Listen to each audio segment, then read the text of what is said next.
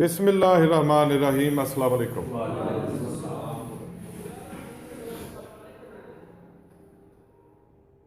رزق کو ہم اگر ڈیفائن کریں تو موسٹلی رزق سے مراد پیسہ، جائیداد لیا جاتا ہے نا۔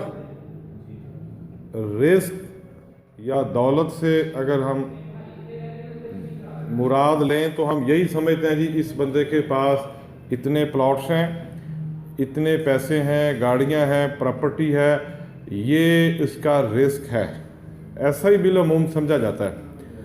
لیکن ریالٹی یہ ہے اچھی صحت، عزت، اچھا لائف سٹائل، یہ بھی رزق کا حصہ ہیں۔ رزق صرف یہ نہیں کہ مال و دولت بہت زیادہ ہے، رزق میں یہ دوسری چیزیں بھی آ جاتی ہیں۔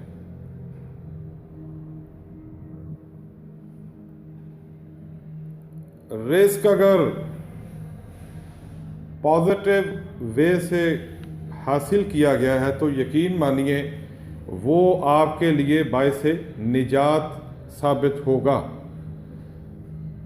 خدا نخواستہ نیگیٹو مینز سے لیا گیا رزق، یہ پکی بات ہے کبھی کسی کے پاس نہیں رہتا، الٹا بیماریاں، تنگ دستیاں، پریشانیوں کا باعث بنتا ہے۔ ظاہری طور پہ تو ہمیں 1000، 2000، 10,000، 20,000، 50,000 کسی سے اگر کسی نے انفیئر مینز یوز کر کے اپنی جائز تنخواہ اجرت کے علاوہ کسی سے کوئی ارننگ کی ہے تو یقین مانیے وہ پیسے آپ کے نہیں ہیں۔ آپ کے پیسے وہی ہیں جو آپ محنت کر کے، ڈیوٹی کر کے، جو آپ کی ایک ڈپارٹمنٹ کی طرف سے فکس سیلری ہے، وہی آپ کا جائز رزق ہے۔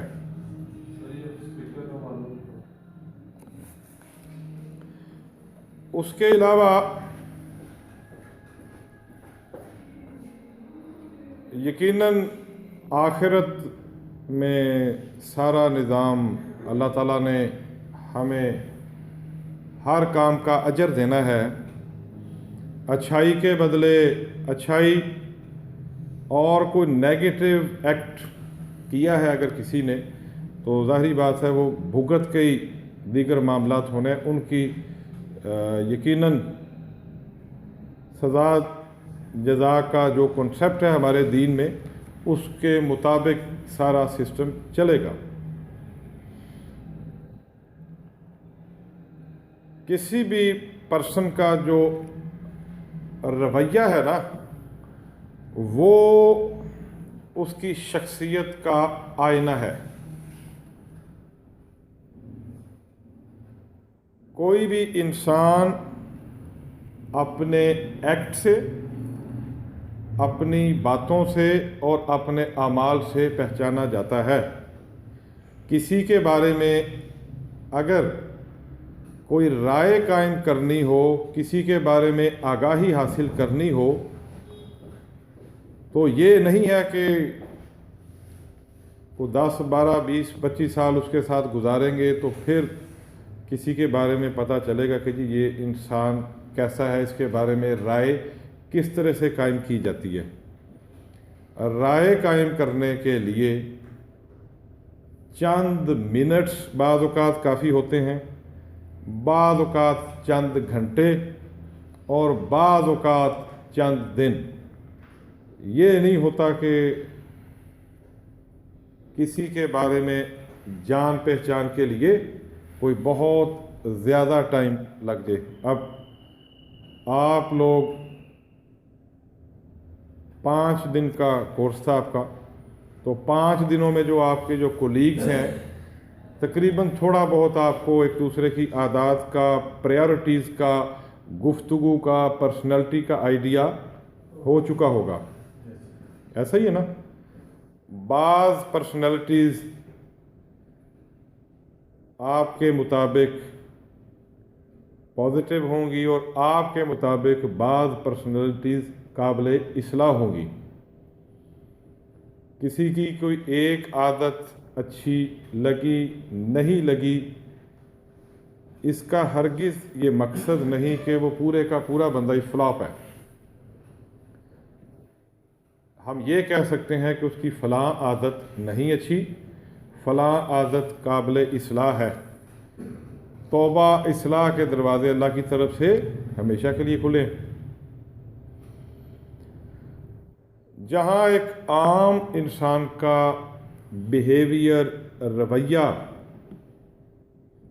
اہم ہے، اسی طرح سے بلکہ اس سے بھی زیادہ ایک پولیس آفیسر کا بیہیویئر، رویہ انتہائی اہمیت کا حامل ہے.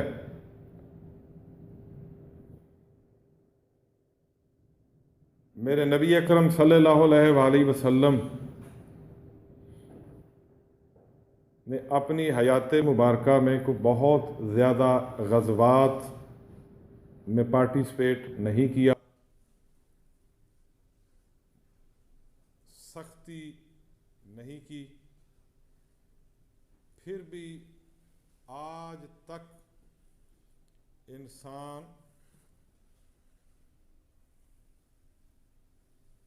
اسلام میں داخل ہو رہے ہیں.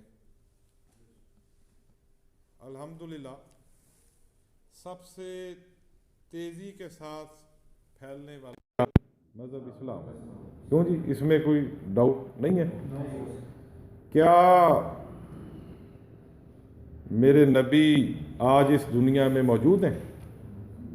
پردہ فرما کے بتقاضۂ بشریت، لیکن ان کا جو پازیٹیو رویہ تھا وہ آج بھی ہمارے درمیان موجود ہے. ان کے اس رویے کی بدولت،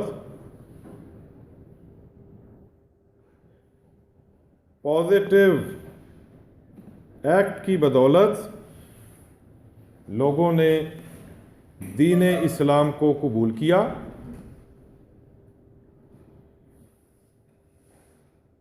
میرے نبی کی شان تو ایسی ہے کہ جو عورت آپ پر کوڑا پھینکا کرتی تھی، ایک دن اس نے کوڑا نہیں پھینکا تو آپ صلی اللہ علیہ وآلہ وسلم نے دریافت کیا کہ آج اس نے کوڑا نہیں پھینکا، کیا ماجرا ہوا؟ پھر دریافت کرنے پہ معلوم ہوا کہ وہ بیمار ہے. تو قربان جاؤں اپنے نبی کی شان پہ، اس کے پاس گئے، حال احوال معلوم کیا. یہ میرے نبی کا رویہ تھا، یہ میرے نبی کی شان تھی کہ اپنے ساتھ زیادتی کرنے والوں کو بھی بدلے میں اچھائی دے رہے ہیں. آپ سرکار صلی اللہ علیہ وآلہ وسلم کے بعد کوئی نبی نہیں آنا، لیکن ہدایت کا جو سلسلہ ہے اللہ تعالیٰ کے بندوں کے ذمہ لگا ہے. راستے یقیناً ہم میجر ہیں، سین ہیں، شعور رکھتے ہیں اچھائی برائی کا. دونوں راستے ہمارے لیے بتا دیے گئے، یہ درست ہے، یہ غلط ہے. یہ ہمارے پہ ڈیپینڈ کرتا ہے کہ کس طرح سے ہم اپنی زندگی کو آگے لے کر چلتے ہیں. پولیس آفیسر کے رویے اگر اچھے ہوں گے، پولیس آفیسر کا کردار اچھا ہوگا، تو یقیناً ان سے جو مخاطب ہونے والے لوگ ہیں، جن کے ساتھ وہ مخاطب ہوگا، جن کے ساتھ ڈیل کرے گا ڈیوٹی کے دوران، میرا نہیں خیال کہ اس کو کوئی مشکلات کا زیادہ سامنا کرنا پڑے گا. اپنے رویے، کنڈکٹ، کنورسیشن، گفتگو، کردار کی بدولت بہت ساری جو پریشانیاں ہیں وہ ختم ہو جاتی ہیں. انسان کے لیے آدھے سے زیادہ جو پرابلمز ہیں نا، اس کی اس زبان کی وجہ سے ہیں. Once I was posted at SSP office in 2004. تو وہاں پہ دیکھتے ہی دیکھتے ایک بندہ آیا، اس کے ساتھ کوئی قبضے کا معاملہ چل رہا تھا، بقول اس کے کہ اس کی جو زمین ہے اس کے اوپر کسی نے قبضہ کیا، لیکن اس کی سنوائی نہیں ہو رہی. لوگ، پولیس والے اس کے ساتھ تعاون نہیں کر رہے. کافی دنوں تک بیچارہ چکر لگاتا رہا، لیکن بہرحال انسان ہے، وہ ہمت ہار گیا. تو کھڑے کھڑے ہی اس نے کہا کہ جی میں اب اپنے آپ کو آگ لگانے لگا ہوں، میں نے بس اب مر جانا ہے. نہ پولیس میری بات سنتی ہے، نہ ایس پی بات سنتا ہے، نہ ایس ایچ او سنتا ہے، میرے ساتھ زیادتی بھی ہو رہی ہے، تو میں نے اب اپنی زندگی کا خاتمہ کر لینا ہے.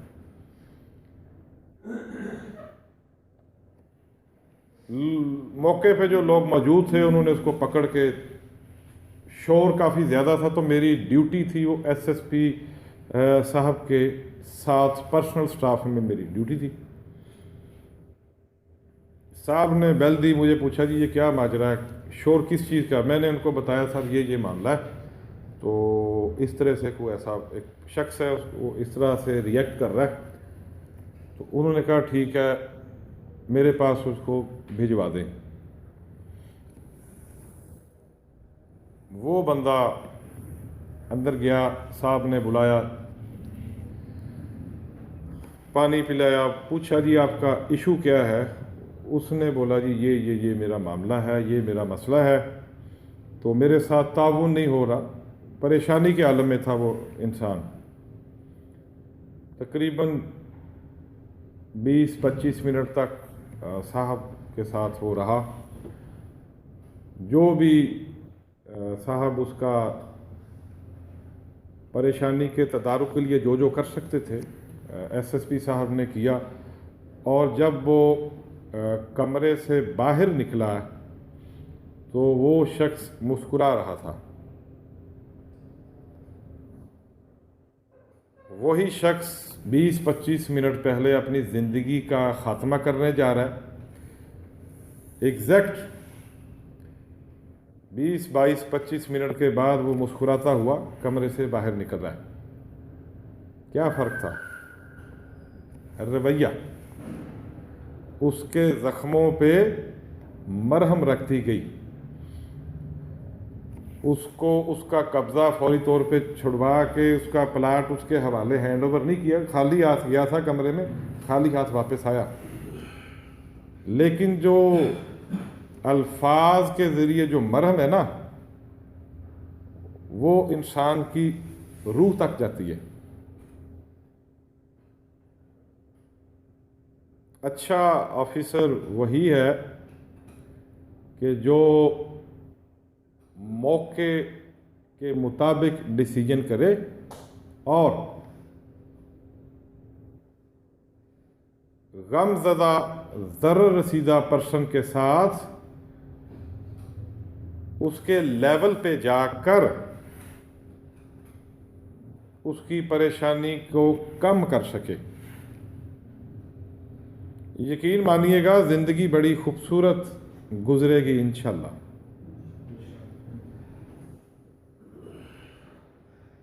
یہ تو نہیں ہو سکتا کہ آپ کسی کا سارا دکھ غم دور کر دیں.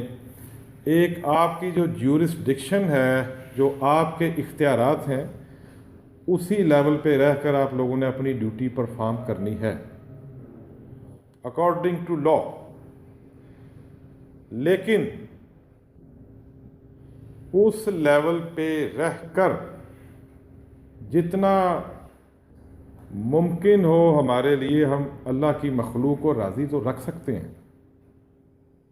جو ڈیو ایفرٹ ہم کر سکتے ہیں وہ یقیناً کرنی چاہیے.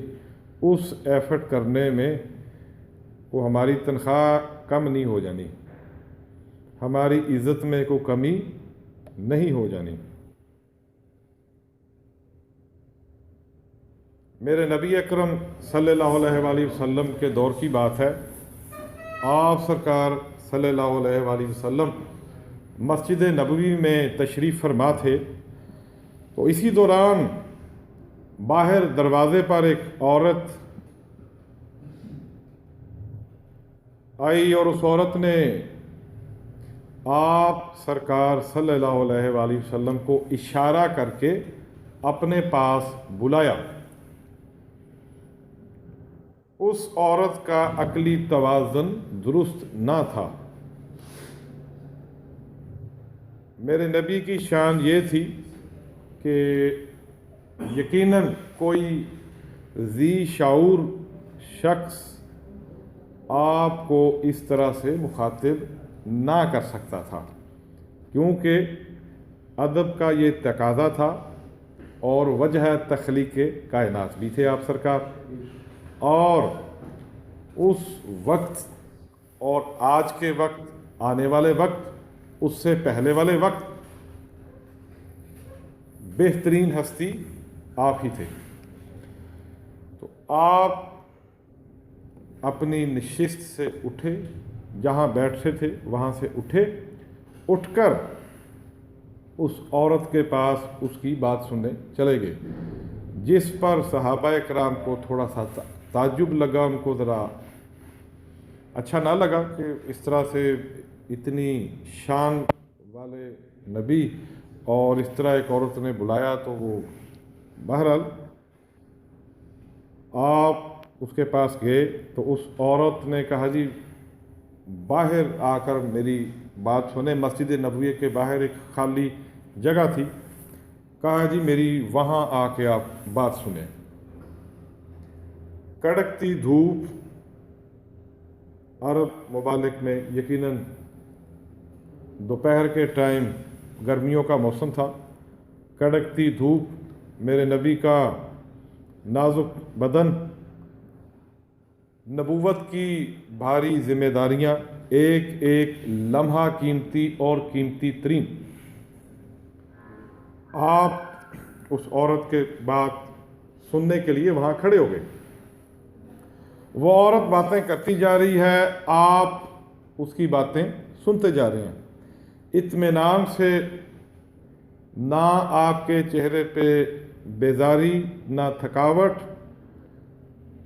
لیکن صحابہ کرام کو آپ سرکار صلی اللہ علیہ وآلہ وسلم کی صحت کے بارے میں فکر بھی ہو رہی ہے، پریشان بھی ہو رہی ہیں کہ دھوپ ہے، گرمی ہے، کھڑے ہیں کافی دیر کے، اور ایک ایسی عورت جو بے مقصد باتیں کیے جا رہی ہے، وقت بھی ضائع کر رہی ہے. گھنٹوں تک وہ عورت اسی طرح باتیں کرتی گئی، سناتی گئی، اور آپ اطمینان سے اس کی بات سنتے رہے. باتیں سنتے سنتے جب وہ باتیں اس کی ختم ہو گئیں تو حضرت عمر فاروق پاس کھڑے تھے. نزدیک آئے تو اس عورت نے پھر اجازت طلب کی، وہ جانے لگی. تو آپ حضرت عمر فاروق نے آپ سرکار صلی اللہ علیہ وآلہ وسلم سے فرمایا کہ سرکار یہ عورت کا تو عقلی توازن درست نہیں ہے، یہ اگر مدینے کی گلیوں میں پھر رہی ہو، کسی سے بات کرنے لگے تو لوگ اپنا راستہ بدل لیتے ہیں اسے دیکھ کر. جس کسی سے ایک مرتبہ گفتگو کرتی ہے دوبارہ زندگی میں وہ اس کے نزدیک آنے کی کوشش ہی نہیں کرتا. تو اس نے آپ کا اتنا قیمتی وقت ضائع کیا اور بے مقصد باتیں کرتی رہی ہے. آپ سرکار صلی اللہ علیہ وآلہ وسلم نے فرمایا، اے عمر، مدینے والے اس کی باتیں نہیں سنتے تو کیا میں بھی نہ سنوں؟ بلکہ مزید اس عورت کو کہا کہ جب جب تیرے دل کے دکھڑے بڑھ جایا کریں، جب جب دل کیا کرے تو میرے پاس آ جایا کر، میں تیری باتیں سن لیا کروں گا۔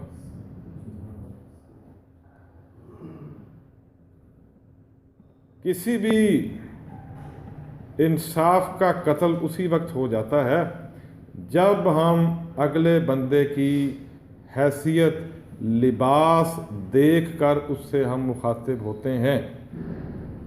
ہمارے لیے کوئی بھی اپلیکینٹ کسی بھی فرقے کا، کسی بھی مذہب کا، کسی بھی کلاس کا، ہمارے لیے وہ ایک فرشتہ رحمت ہے۔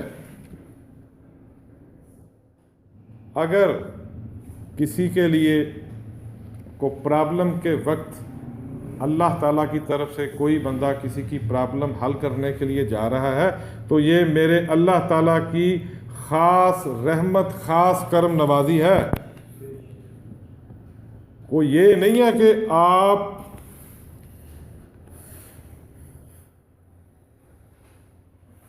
کوئی اور دنیا کی مخلوق میں سے ہیں، آپ اسی دنیا کے رہنے والے ہیں، اسی معاشرے کے رہنے والے ہیں، اور یہ بھی تو ممکن تھا کہ پرابلم، آزمائش یا مصیبت میں آپ کھڑے ہوتے، آپ کسی کو کال کرتے، آپ پولیس والے نہ ہوتے، پولیس والا، ڈولفن والا، PRU والا کوئی اور آتا آپ کے لیے، یہ ممکن تھا نا۔ لہذا